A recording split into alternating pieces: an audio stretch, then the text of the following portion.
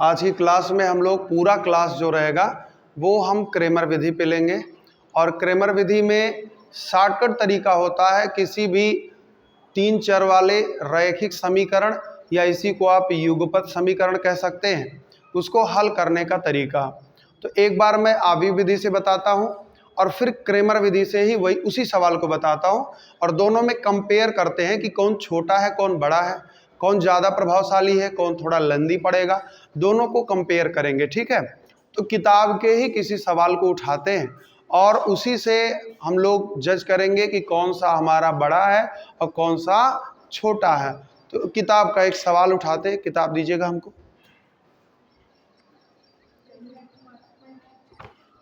एक सवाल लेते हैं, क्वेश्चन नंबर है 23 नंबर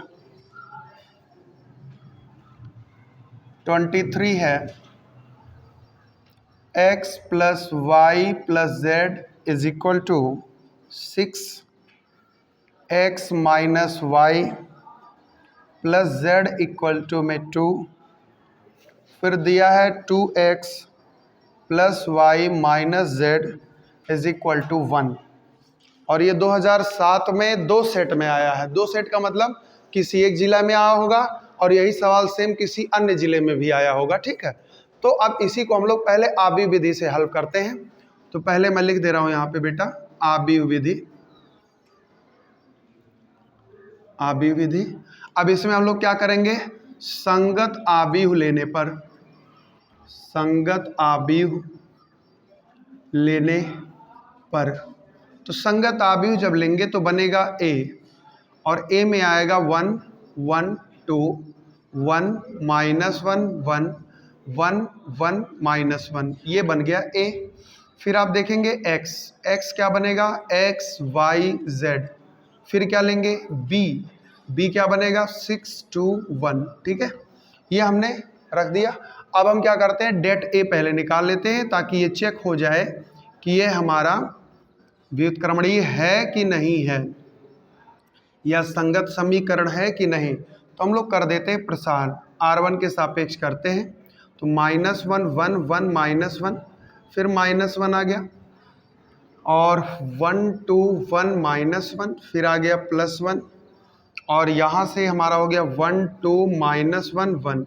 अब इसी को हम लोग कैलकुलेट कर लेंगे। मैं थोड़ा जानबूझ के कंप्रेस कर रहा हूँ ताकि सॉल्व हो जाए दोनों मेथड इसी पे। तो ये हो गया 1, इधर देखेंगे -1 का -1 में 1 और 1 का 1 में, फिर यहाँ देखेंगे तो -1 और ये हो जाएगा -1 -2, फिर इधर आएंगे तो ये 1 है, इधर आ जाएगा 1 और प्लस में 2।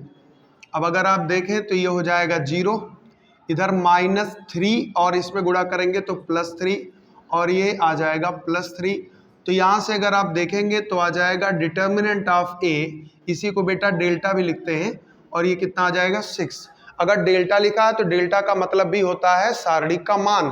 तो डेल्टा लिखा हो चाहे डेट a लिखा हो, दोनों का मतलब है कि उस सारणी की हम वैल्यू निकाल रहे हैं। अब यहाँ पे देखिए 6 आ गया, इसका मतलब है कि हम इसका सब कुछ कर सकते हैं, वैल्यू निकाल सकते हैं, संगत समीकरण है। अब हमारा अगला काम होगा a11 होगा -1 पर 1 + 1, उपसारणिक बनेगा 1 1 का, -1 1 1 -1, तो ये -1 पर 2, यह आ जाएगा 1 -1 और 0। फिर आएगा a12 -1 पर 1 + 2 और उपसारणिक हमारा क्या होगा 1 2 का, 1 2 1 -1, यह आ जाएगा -1 पर 3, ये हो जाएगा -1 और ये हो जाएगा -2, तो यह आ जाएगा 3। फिर देखेंगे a13 -1 पर 1 + 3, उपसारणिक 1 3 का 1 2 -1 1, तो हो जाएगा -1 पर 4 और ये 1 1 और ये प्लस में 2, तो ये आ जाएगा बेटा 3। फिर देखते हैं a21 -1 पर 2 + 1, उपसारणिक क्या होगा 1 1 1 -1, तो यहाँ पे आ जाएगा -1 पर 3 और ये आ जाएगा -1 -1, तो -2 और माइनस फिर +2। a21 -1 पर 2 + 9 2 2 है ना, 2 2, तो 2 2 और ये हो जाएगा 1 2 1 -1, तो यहाँ पे आ जाएगा -1 पर 4, -1 -2 तो -3। फिर देखेंगे A23 -1 पर 2 + 3 उपसारणिक क्या होगा, 2 3 का 1 2 1 1 तो यहाँ पे आ जाएगा -1 पर 5 1 -2 तो यहाँ जाएगा +1। फिर A31 -1 पर 3 + 1 उपसारणिक क्या होगा, 3 1 का उपसारणिक होगा 1 -1 1 1 तो ये हो जाएगा -1 पर 4 और ये हो जाएगा 1 + 1 तो ये आ जाएगा 2। इसके बाद देखिए A32 -1 पर 3 + 2 उपसारणिक क्या होगा, 3 2 का 3 2 का होगा 1 1 1 1 तो कितना आ जाएगा बेटा, 0। जब भी दो बराबर हो गए तो 0 डायरेक्ट लिख दो। फिर आखिरी आ गया A33 -1 पर 3 + 3 उपसारणिक होगा 3 3 का 1 1 1 -1 तो यहाँ पे आ गया -1 पर 6 और ये -1 -1 तो -2। देखिए हमने सारे शाखंड निकाल लिए। अब शाखंड जब निकल गया तो हम निकालेंगे क्या, R क्या हो जाएगा, R आ जाओ यहाँ से तो 0 3 3 2 -3 1 2 0 -2 ये हो गया R। अब इस R की मदद से हम क्या निकाल सकते हैं, एडजॉइंट निकालेंगे तो यहाँ पे हो जाएगा ADJA बराबर में R' लिख लो तो हो जाएगा 0 3 3 उसके बाद में है 2 -3 1 फिर है 2 0 -2 ये R' निकल गया। R' आ जाने के बाद अब हम क्या कर सकते हैं, A इनवर्स निकाल सकते हैं। A इनवर्स हो जाएगा 1/det ADJA तो ये हो जाएगा 1/det आया है 6 और ADJA निकला है 0 2 2 3 -3 0 3 1 -2। अब हम सॉल्व करते हैं तो हमें फार्मूला पता है x = A इनवर्स B तो x हमारा हो गया XYZ, A इनवर्स हो गया 1/6 0 3 3 2 -3 1 2 0 -2 और B हमारा है 6 2 1। अब यहाँ पे देखो 1/6 बाहर रखो, गुणा करते हैं 0 का 6 में 0 2 का 2 में 4 2 का 1 में तो 2 ठीक है।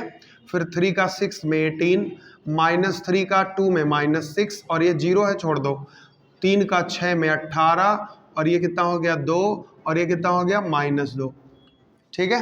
अब यहाँ पे अगर आप देखें तो हो जाएगा 1/6 6 12 18 ठीक है। तो यहाँ पे आप जरा ध्यान देना, ये हो गया XYZ तो अब आप देखिए XYZ ये बराबर हो जाएगा, इसको अंदर भेजो तो ये हो जाएगा 1 ये हो जाएगा 2 और ये क्या हो जाएगा, तो यहाँ से देखोगे तो x बराबर 1 y बराबर 2 और z बराबर, ये एक आंसर हो गया। ये कौन सा मेथड है, आव्यूह विधि। आपको बोर्ड एग्जाम में इसी पे सवाल मिलेगा, वो कहेगा कि निम्नलिखित युगपत समीकरण को आप आव्यूह विधि से हल कीजिए ठीक है।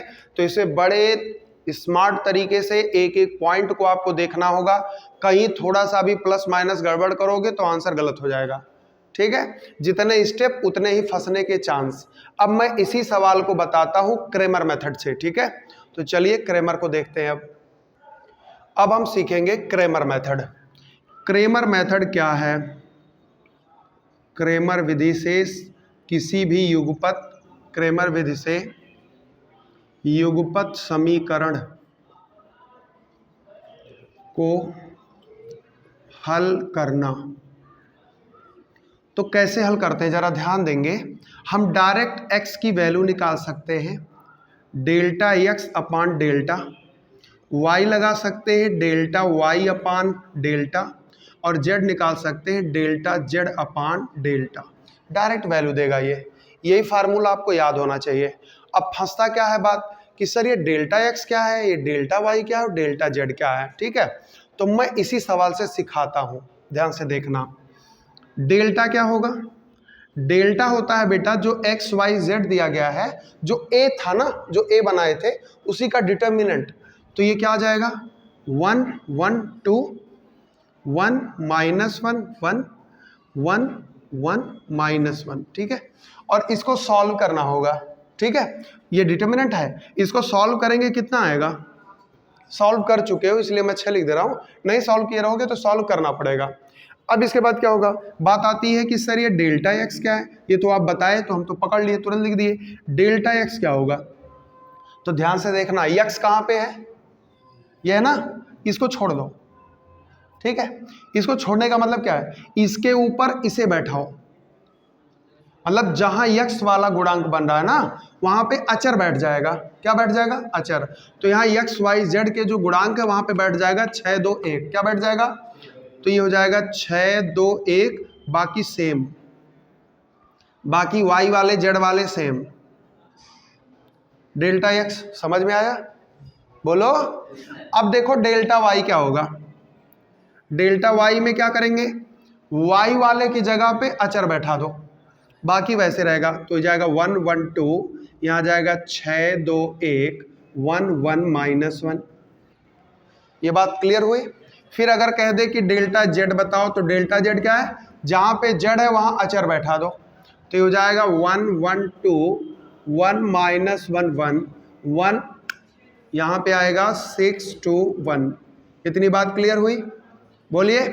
अब हम इसका मान निकालेंगे सबका, तो इसकी वैल्यू कैसे, R1 के सापेक्ष प्रसार कर दो, तो यहाँ 6 हो गया बेटा, ये आ जाएगा -1 1 1 -1, हाँ, फिर -1 उपसारणिक आएगा 2 1 1 -1, फिर आएगा +1, उपसारणिक आएगा 2 1 -1 1, ठीक है।